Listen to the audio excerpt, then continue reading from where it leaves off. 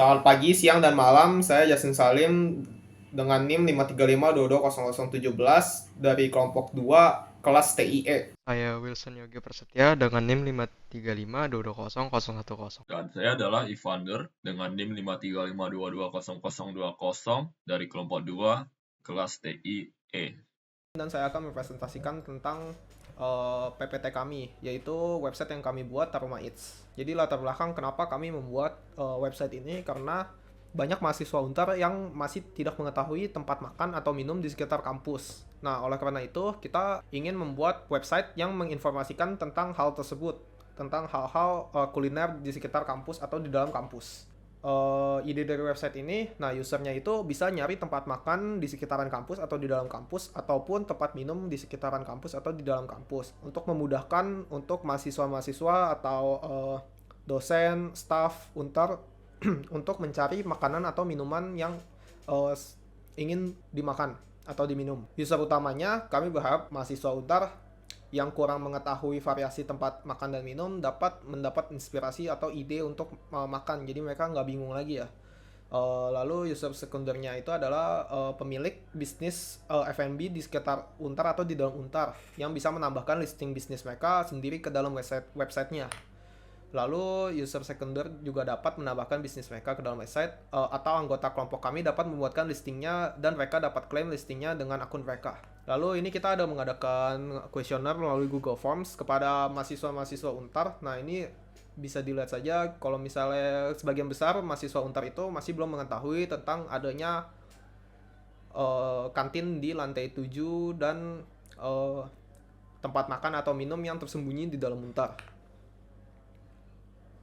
Baik, jadi sekarang saya akan menjelaskan tentang metodologi yang kita pakai untuk mengembangkan website ini, yaitu kita memakai metodologi Scrum dengan teknik Agile, dan lama sprint yang kita pakai itu 7 hari untuk setiap sprint, dan hal ini kita pakai karena metodologi ini gampang untuk merencanakan, misalnya setiap sprint itu bisa pakai apa aja, misalnya sprint 1 kita bisa perencanaan untuk planning dan analisis, sprint 2 buat desain, itu gampang untuk perencanaannya, dan ini lebih fleksibel daripada metodologi lain. Dan kita bisa dilihat sini sprint 1 kita hanya membuat UML dan melakukan planning-planningnya untuk pengembangannya. Sprint kedua kita menggunakan waktunya untuk melakukan desain di Figma. Sprint 3 kita hanya fokus kepada melakukan backend seperti membuat function-function, controllernya, dan lain-lain. Sprint 4 kita fokus untuk mengimplementasi backendnya ke dalam frontend yang kita baru buat pada sprint ini. Dan sprint kelima kita hanya 1 hari karena kita hanya pakai ini untuk testing, bug fixing, dan membuat jurnal dan lain-lain gitu. Dan kita bisa lihat di Jira Sprint 1, ini dari 1 Juni sampai 7 Juni, kita bisa lihat ini terbagi rata. Saya memikir konsep dari websitenya, nama. Kalau Justin, dia memikirkan seperti opsi-opsi atau untuk website lain kalau misalnya mitra tidak setuju. Dan dia mau membuat riset-risetnya, membuat Google Form-nya, dan lain-lain. Kalau Wilson Yogi, dia membuat diagram-diagramnya. Dan pada 7 Juni kita bisa lihat nih kita melakukan sebuah wawancara dengan mitra. Dan ini dari 1 Juni sampai 7 Juni. Dan berikutnya ada desain, kita bisa lihat ini saya yang kerja semua karena saya dipakai untuk membuat desainnya di Figma. Kita bisa lihat sini semuanya saya 8 Juni sampai 14 Juni. Berikutnya ada Jira Sprint 3, kita bisa lihat ini hanya untuk fokus membuat backend dari 15 Juni, dari 21 Juni. Yang kerja itu saya dengan Wilson Yogi untuk membuat crowd listing, users, dan ratings. Berikutnya ada Sprint 4 yang fokus kepada front end. Kita mengumumkan backend yang udah kita buat pada sprint ketiga dalam front end yang kita buat dalam sprint 4 ini. Dan terakhir adalah sprint 5 yang hanya dilakukan 1 hari untuk melakukan testing seperti UAT, SUS, ISO 9026, black box testing, dan juga merekam video.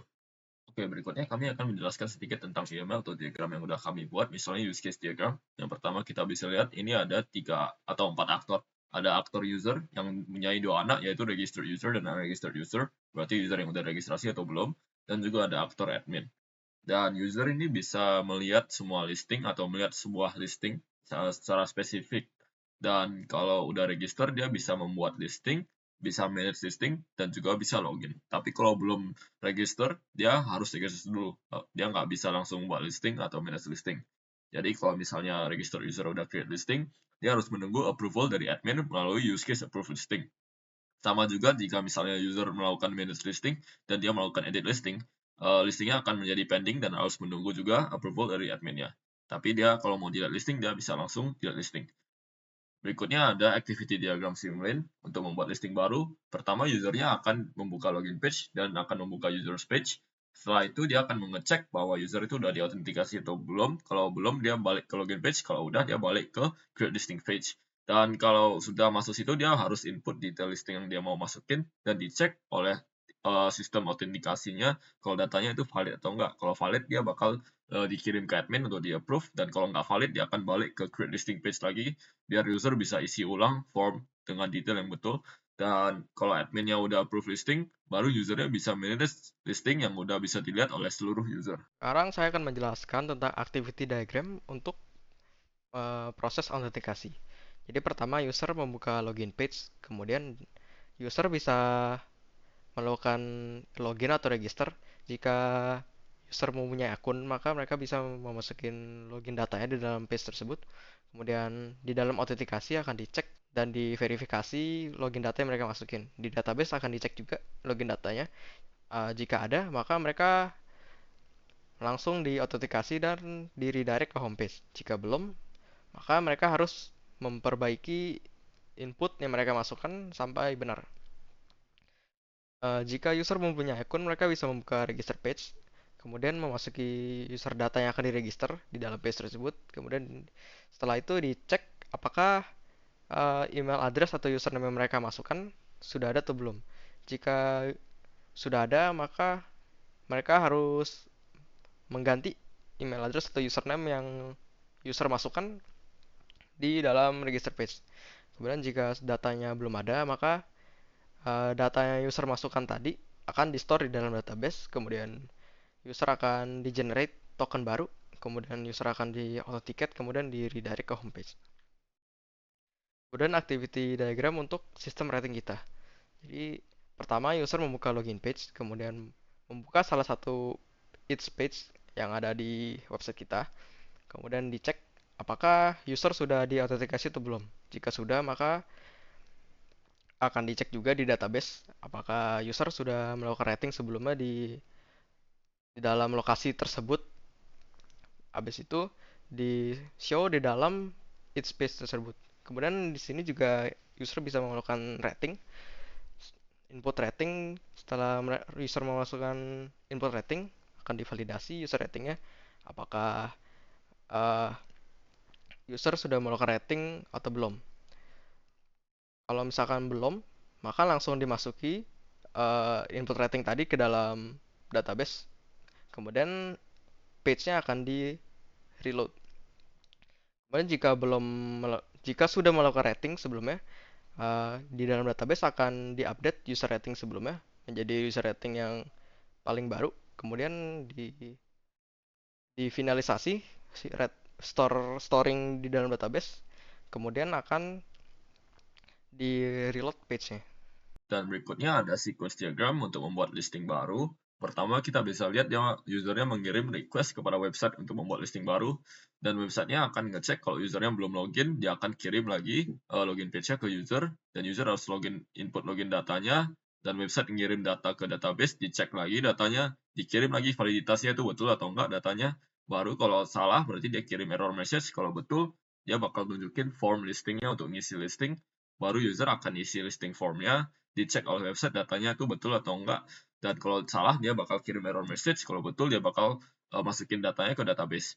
Dan kalau udah selesai, dia bakal nunjukin usernya listing barunya itu kayak mana bentuknya, dan juga akan ditunjukkan kepada admin yang bisa mengirim approval dia approve atau enggak, dan kalau udah approve, usernya bisa lihat listingnya itu udah di approve.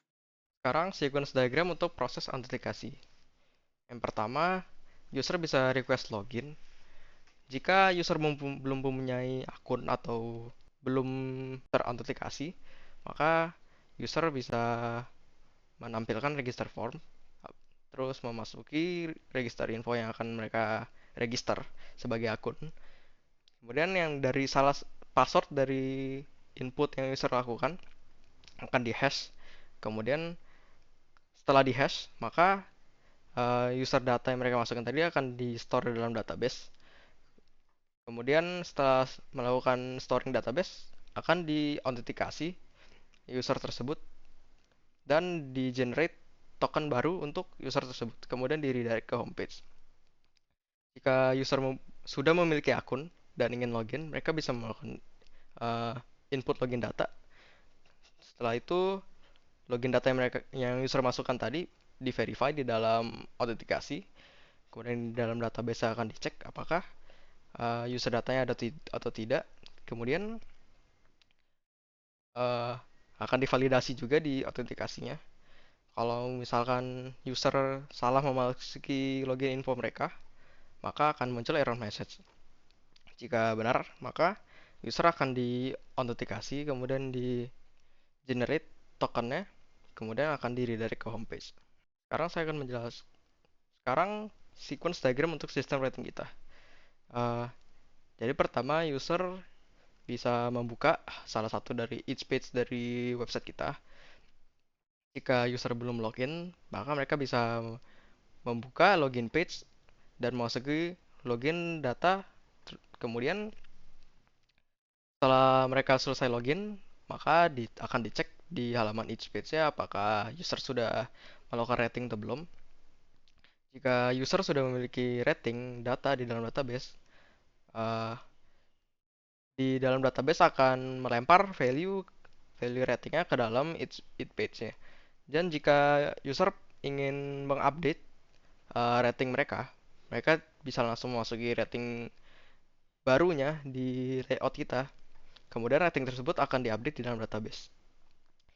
Jika misalkan user belum melakukan rating satupun, maka input rating yang dimasukin user akan langsung di-store di dalam database.